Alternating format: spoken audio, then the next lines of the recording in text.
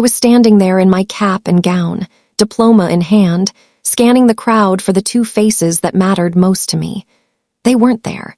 At the time, I didn't know that their empty seats would end up costing them everything, because the ticket they chose to throw away was worth more than they could ever imagine.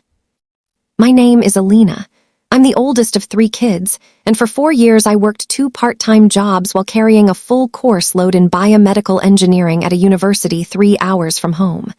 My parents always made one thing clear without saying it out loud. My younger brother Jake was the golden child. He played varsity football. He got the new car. He got the birthday parties and the attention. I got whatever was left over. I kept telling myself it didn't matter. I believed that if I worked hard enough, if I graduated with honors, if I made them proud, they would finally see me. My graduation was scheduled for May 14th. I sent them the date 6 months in advance. I called twice to confirm. I bought the tickets myself. Good seats. Row E, center aisle. I thought this was going to be my moment. The first warning sign came 3 weeks before graduation. I called home to talk about hotels because the ceremony started early and they'd need to drive in the night before. My mom answered, distracted. She told me Jake had a tournament that weekend, but said they'd figure it out. Even then, something in her voice made my stomach drop. 2 weeks later, I sent the family group chat the ceremony schedule, parking instructions, and a picture of my honor cords. My mom reacted with a heart. My dad didn't respond. Jake sent a yawning gif. I told myself not to overthink it. 1 week before graduation, my mom called while I was studying in the library. She said they needed to talk about Saturday. Then she told me they weren't coming. They had already RSVP'd to a spring party hosted by one of my dad's business connections. It was apparently a big networking opportunity, and they couldn't back out. When I reminded her that this was my college graduation, she told me I was being dramatic. She said I was just getting a piece of paper and that they'd take me out to dinner another time. Then she hung up. I sat on the library steps staring at my phone, trying to understand how 4 years of work, 2 jobs, and a 3.9 GPA could lose to a backyard party. Graduation day came anyway.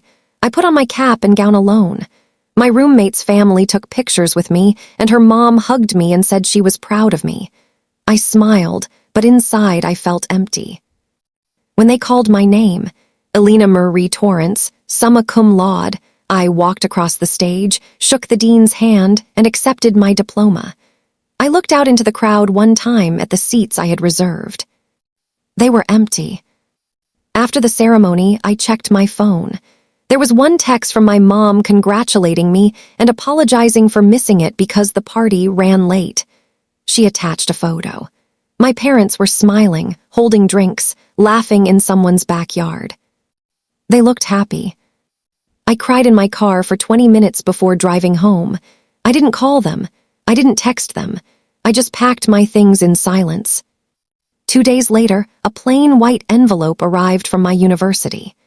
Inside was a letter informing me that I had received the Bernard J. Klein Endowed Scholarship, $50,000, and a guaranteed interview for a graduate fellowship with one of the top biotech companies in the country.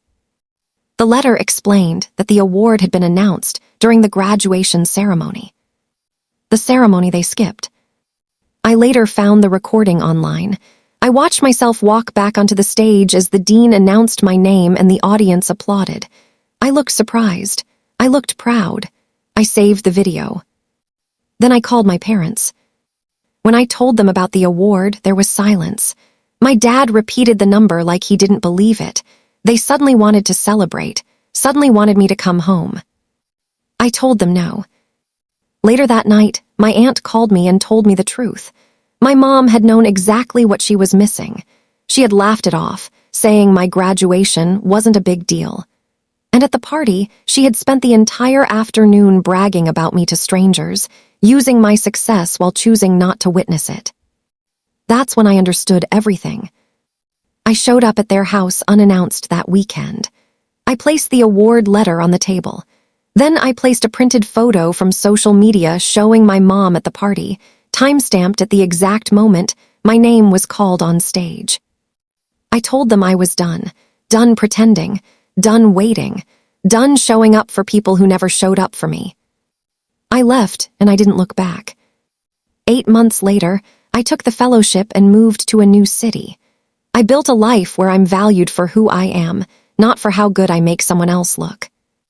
If someone can't show up for your biggest moments, they don't get to take credit for your success.